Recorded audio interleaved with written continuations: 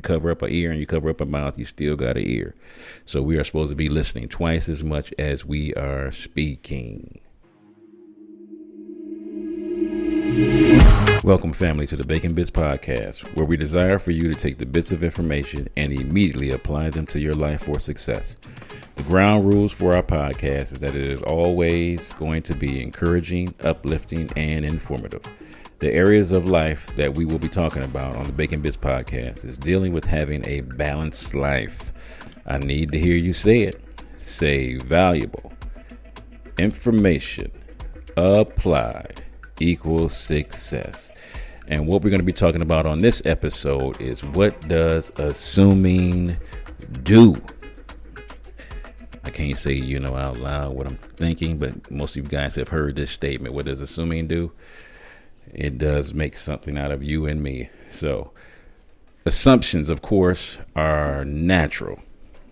Everybody does it. I would love to let you know that we cannot be mindful, 24 hours, 7 days a week. I mean, our brains will get distracted. You will get discombobulated. Things will get off course. But we're trying to get to the point where we can organize our thoughts accordingly. We all gather biases and information. Instead, the goal is to be more aware of our assumptions. So we need to keep an open and curious mind. Something extremely important, because being narrow-minded is good. I will not deflect from that. I'm a firm believer in being narrow-minded, because in a world where there's so much information and there's so much going on, you have to get to the point where you narrow your mind down to the very things that you want to accomplish in life. So when listening, we often lose track because sometimes we get distracted. We start thinking about what we want to eat for dinner, what we have planned for the weekend, our next out-of-town vacation, what the kids have to do for school, and so many other things. So it's easy to get distracted. So we need to focus on staying curious and interested. Often when we feel defensive over an issue, it's because we are so narrow-minded. And we always want to be open to learn more things. That is extremely important. But we also have to consider the benefits of learning something new, because I've said it, being at the age of 55, the way we accumulate our retirement funds, the way we do exercise now, the way we love on our wives, our spouses, our kids, the way we are at work is totally different than when I was growing up, because that was a big thing. We weren't really super close with our co-workers. Usually it was pretty distant. We would just go to work with them, and then come on home. Now so much time that's spent with your co-workers. Guess what? You want to have a good open relationship with them. So you want to stay open and stay refreshed and be engaging and refreshing in the conversation. So focus on staying curious and interested. Consider the benefits of learning something new. You'll feel more engaged and refreshed by the conversation. Also, what we want to do is we want to ask for clarification. In fact, it shows that you're paying attention. Many people avoid clarifying because they worry they'll come across as rude or incompetent. And I'm a big advocate of this, man. If you don't know what's going on in a conversation of when you're talking with someone, you ought to immediately stop and say, okay, can we rewind just for a quick minute and let me replay to you what my mind is thinking of what you said. Because sometimes, with our brains being the way they are, we will get distracted and we'll hear something somebody said that wasn't even remotely close to what they said. Because if we're dealing with other mindsets and other things that we're thinking about, we have a tendency not to filter the information that we receive correctly. So we want to make sure we ask for a repeat on what the questioning was that we were talking about, or the information. That said, the first step towards connecting with someone is understanding them. If you don't understand what they're saying, you miss the chance to strengthen your relationship.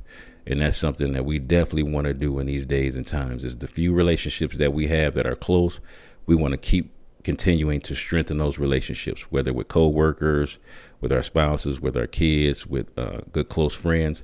We want to strengthen our relationships. It's hard in these days and times to maintain relationships the way we truly desire because of the time constraints that we're in. So we need to really focus in on strengthening the relationships that we have. Number two, one of the things we want to do is pay attention to nonverbal cues. I used to teach a self-defense class at a psych ward and at a drug and rehab facilities that I work at. And one of the number one things we would always have to tell people is 90% of your verbal communication is nonverbal. So a lot of times it's the way you're standing, the way you approach a room, the way you look at somebody, the way you fluctuate your voice, the speed of your vocabulary. All of those things are so important when you are trying to build up a close relationship with somebody.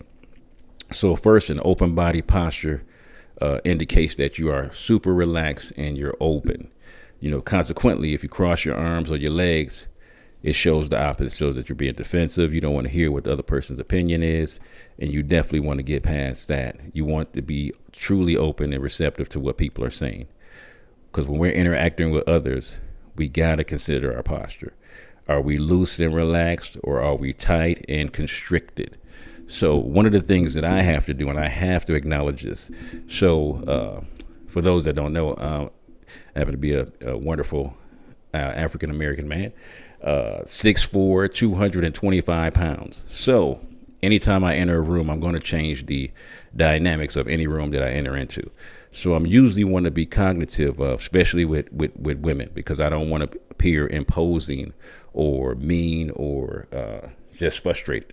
So what I have to do is come into the room, making sure I'm standing tall, making sure that I'm smiling, making sure I'm looking defensive so that it doesn't scare anybody that's in the room. Because, people always automatically have their assumptions, which we're talking about right now, of how a black man usually is. So I don't want it to be something that's stereotypical. I want it to be something that's very rewarding, something that's very liberating, something that's very exciting for the people that I'm coming in contact with. And I don't want anything to distract that other than, my ability to come in and transform a room with my presence. So I want to be very cognitive of that. When I'm considering my posture, how do I walk into a room? We talked about that. Do I come in shuffling and with my head hanging low? Or do I stand straight and tall with my shoulders back, which you want to appear confident, you want to appear a person that has authority, you command respect, and also you want to be engaging, because I'm a firm believer in this. I believe anytime you go into a new room, you can set the atmosphere of the room and don't verbally have to say anything. Go into the room super confident from the way you walked into the room.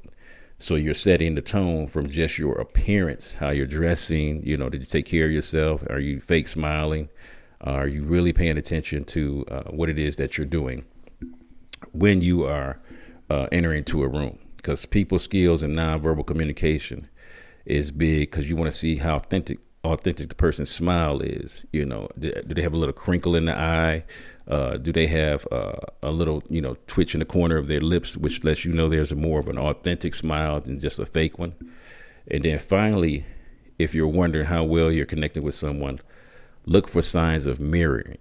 So a lot of times when you're in a room, and sometimes you will lean back and cross your legs, sometimes the people that you're not talking to, they'll sit back and cross their legs, or some things of that nature. So a great way to see if your communication is going well is to watch to see if the people that's in the room with you are mirroring your very body language of what you're doing. So another point that I wanted to bring out when not making assumptions is don't automatically jump to solutions, because we are very good at this. When you love someone, it's only natural to want to help them. That's really big, especially when they're in pain, because typically men love to be problem solvers in a conversation. We just have this knack for wanting to always solve problems. And a lot of times with our significant other or with our kids, sometimes they just want us to listen. Just listen. A lot of times, brothers, I got to say this, all sisters want, and that's including your mother, your wife, daughter, or friend, is they want acknowledgement and validation. And they want their emotions to be heard and felt.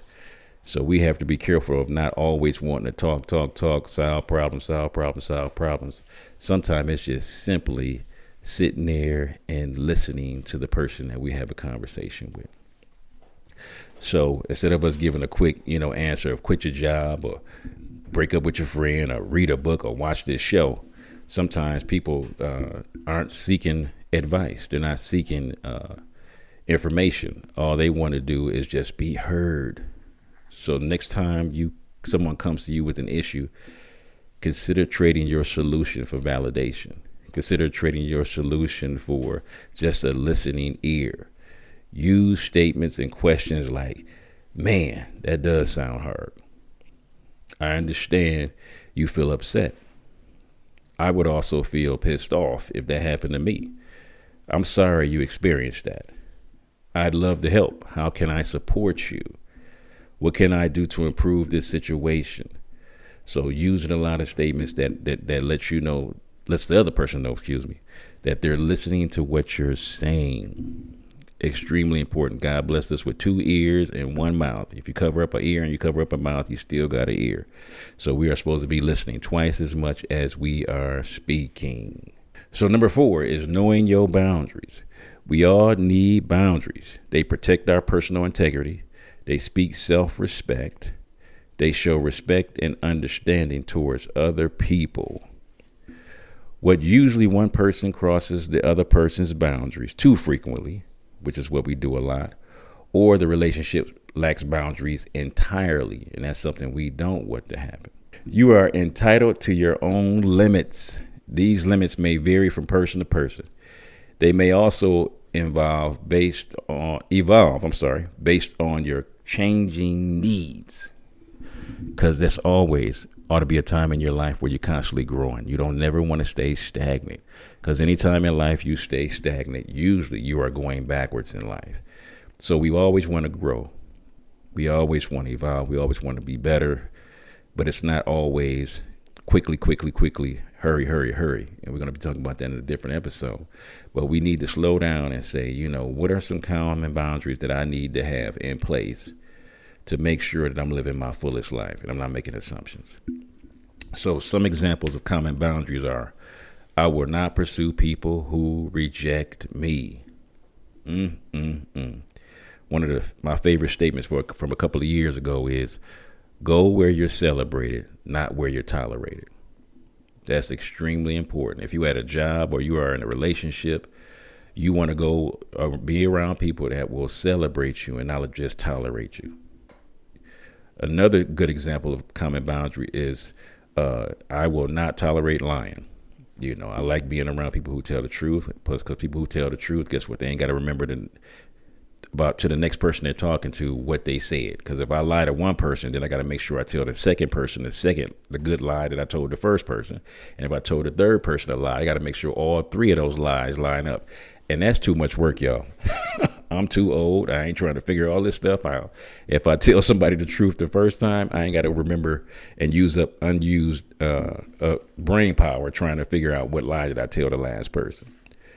Another great common boundary to have is, I will only engage in enjoyable relationships. I love this, man, because I have 3 main boundaries in my own personal life. Either I can help you, we can help each other, or you can help me. And it usually looks a little something like this. I can help you, so I love speaking into young people's lives so that they don't make the same mistakes that I made.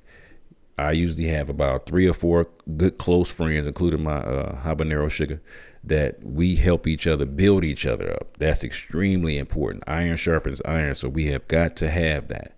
And then I love hanging around my elders, man, because they have so much wisdom. And they usually love giving you the wisdom, and I love taking the wisdom. And the financial aspect of that is free.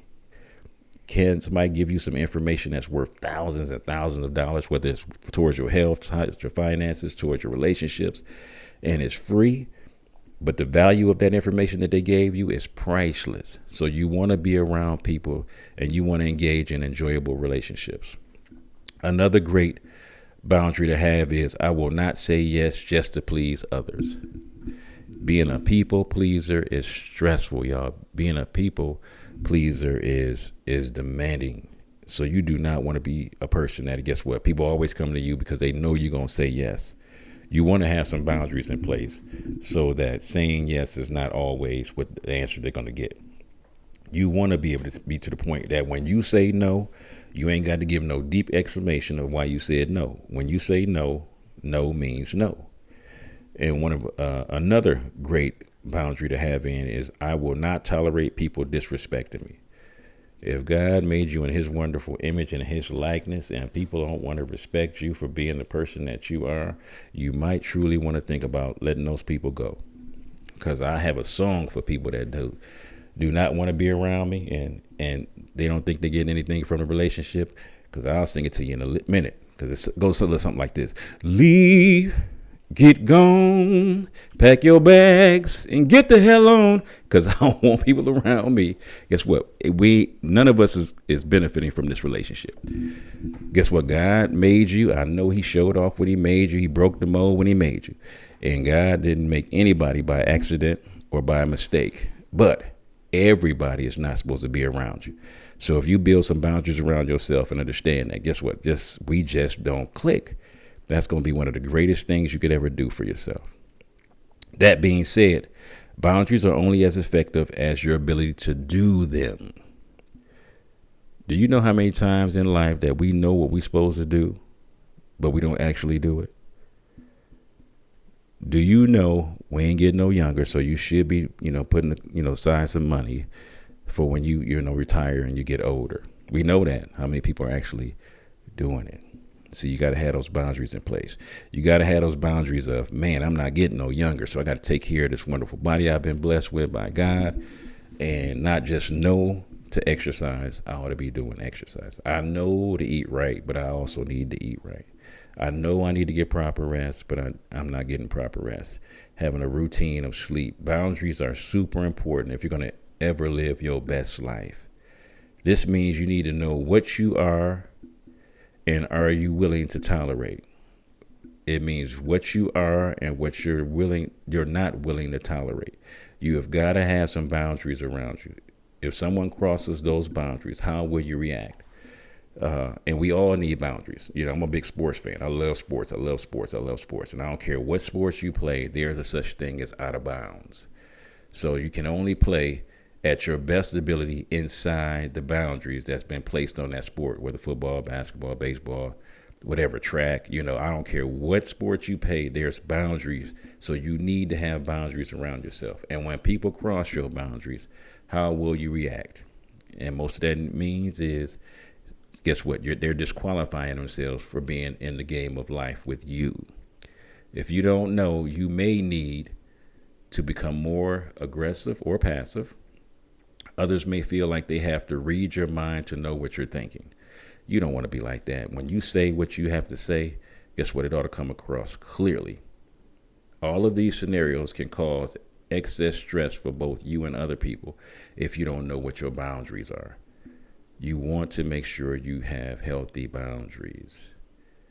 And last but not least, I want you to use I statements. I don't want you to assume anything in your life or what's going on. During times of conflict, we tend to attack. You did this to me. You made me feel like. We want to blame the other person for our pain. However, these attacking statements make others defensive. Often they either attack back or they shut down entirely. After all, nobody likes feeling accused. Am I right? That's big. So moreover, attacking statements often keep the arguments going, and they make the character assassination part kick in. And y'all know we good at this. If I feel like, I'm in a disagreement with somebody and I feel like I'm losing, now I'm finna even leave the discussion that I'm having, and I'm finna start tearing into the person because I want them to know that I'm winning the argument. So that's really big. You do not want to be, because if the relationship is worth it, you do not want to be a character assassinating yourself or other people. Extremely important. Rather than addressing what's going on, the two of you spend more time pointing fingers at each other, and that's not good. Instead, get in the habit of owning your feelings. You can follow a simple statement for I statements. Simple. So they are something a little bit like this. So rather than pointing the finger, in other words, don't be afraid to compromise when it's appropriate. It's easy to get caught up in wanting to be right about a particular issue, but it always goes back to this for me, and it's two things. How important is this relationship? And is this going against my very identity of who I am as a person? Because I want to be a person that wants to be loving, and I want to be loved. And if that goes against my identity of being that type of person, then I got to be to the point where, let me compromise a little bit on this, because this is not that serious. However, sometimes you need to agree to disagree. Guess what? You're not going to change my mind. I'm not going to change your mind. Healthy relationships entail a mutual respect of taking and giving. But if you don't focus enough on the giving aspect, other people will start to resent you. So yeah, anytime you have a relationship, it ought to be some give and take. That is extremely important. And then lastly, man, with the whole assumption things, man, is be mindful of your anger, man. That's a big one. Being a man that had to take anger management classes because anger used to rule me so much. I don't want to assume nothing about any conflict that I'm in. I want to make sure I'm being mindful of where my anger is at, because many men, we struggle to express our anger healthily or productively. So we got to be super careful of that. So instead of raising my voice and yelling. Okay. Your lines are small. Really? Okay. Go ahead. Okay, so be mindful of your anger, man. Many men, we struggle with our anger, man, and we want it to be productive, and we want to be healthy. But I always think like anger in and of itself is not bad. Please, I'm gonna constantly say this on my podcast, man. Anger in and of itself is not bad. It's what we do with the anger that makes anger bad. So what we have to do is when we're having a conflict with somebody, man, we got to catch ourselves without making assumptions. We got to make sure we're not raising our voice or yelling. We got to make sure we're not criticizing or putting the other person to shame. We got to make sure we're not making threats. If we need to, we got to walk away if need to, but try not to give the silent treatment. We need to make sure we're not making passive aggressive remarks, making jokes about the situation when it's a serious situation. We got to become not to become physically violent, because that does not help with the relationship dynamics that we're trying to work on. And we got to make sure when we're running away that we're not running away to alcohol. We're not running away to drugs. We're not running away to video games, not running away to porn, whatever that thing may be, man. When you're dealing with your anger and assumptions of what's going on in this relationship at this moment, you got to catch yourself, because none of these tactics address the anger that you're going through, and they almost make every situation worse. And I cannot say, I ain't gonna say almost. I think they make every situation worse. Unfortunately, many people don't know how to cope with their emotions. This is part of checking on your emotional intelligence. Instead of responding appropriately, we usually react fueled by the heat of the moment. And this is where we have to catch ourselves and say, man, you know what?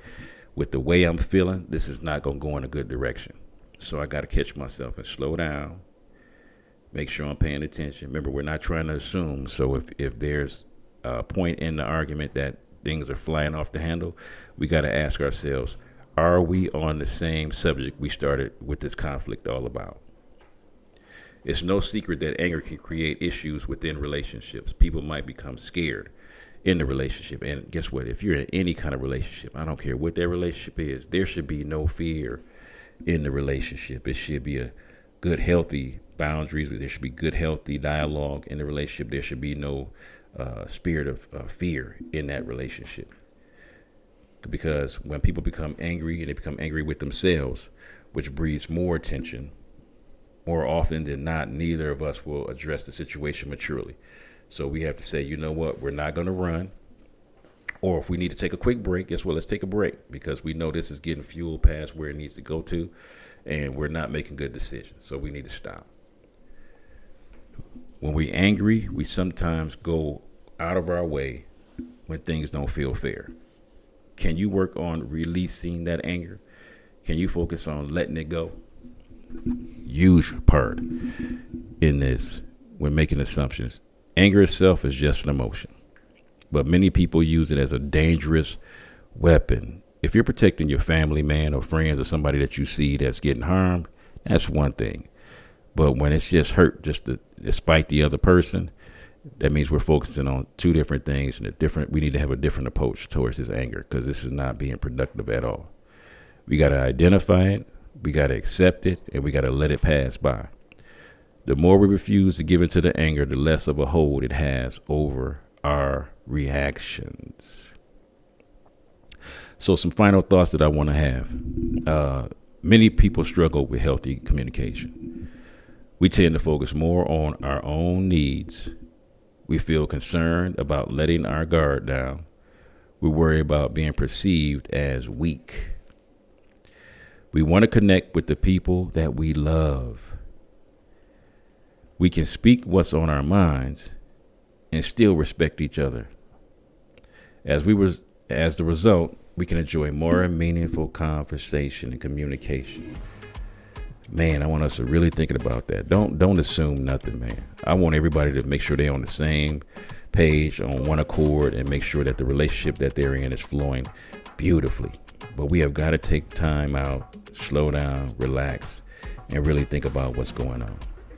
This is your boy John Bacon with another segment of Bacon Bitz. Love you guys. God bless. All right, what's up, family? It's your boy John Bacon from the Bacon Bitz podcast. Thank you so much for your support, likes, and ratings. Please don't just listen, but rate me, follow me, and subscribe. This is an amazing way to offer free support. My beautiful queen and I have some books that we have written for your growth. So the first book we have is a workbook, actually. It's called Healthy Relationships, and this is a workbook through the lens of faith. Because what makes a relationship healthy or unhealthy? So this workbook is designed, it's a 12-week, it's a biblically grounded course, and every week has a few different principles. So some of our principles, some of our topics that we're covering are respect, cultivating security. And this is not just between a husband and wife. This is between parents, between siblings, between friends, between your bosses, employers. So it's really important, and everyone deserves a healthy relationship. And also we have The Balanced Life by John Bacon. It covers how to be prosperous in your finances, relationships, your health, your mind, and your spirit. So you can pick that up on Amazon, also on audiobook. And we also have The Unraveling, a creative healing journal, pinings, poems, prayers, and ponderings of my precarious life. I've had a testimony of I've had 2 brain tumors and 2 brain surgeries, and I'm super grateful, but I'm still grieving the process of healing. And this is part of the process. In this book, you have devotionals, you have prayers, and you have some ponderings. And in between these pages, there's a space for you to also be prompted to paint and to create your own, or maybe you want to write something in these books. This is part of your creative healing journal that we get to walk through together. And you guys can just head over to Kingdom Servants First. Kingdom Servants, the number 1, st.com. And you can purchase all 3 of these books. Thank you for your support, your love, and your contributions. God bless.